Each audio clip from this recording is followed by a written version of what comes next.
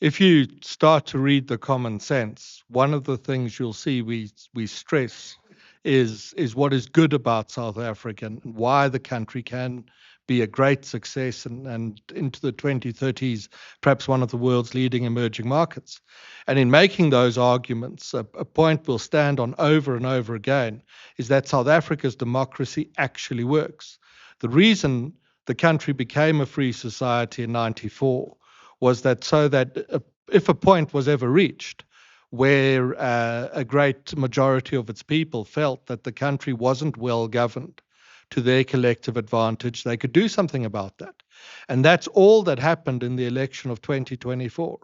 A substantial block of South Africans had reached the point where their living standards were no longer increasing as they once had. Their attempts to draw the government's attention to that had failed, and so they made different political choices. It's not more complicated than that. And in that, there's something really great to celebrate, that South Africa's democracy worked in 2024 exactly as it was intended. And we therefore find ourselves in the fortunate minority of post-colonial emerging markets that when they get into trouble, because we are in some economic trouble, the change process is driven by people on the ground turning up at the ballot box. And that's not something to take for granted. And it's certainly not something to build an argument around that somehow the society is broken and failing. It's not. When countries change, they change peacefully or they change violently. And the peaceful change can be a little bit chaotic.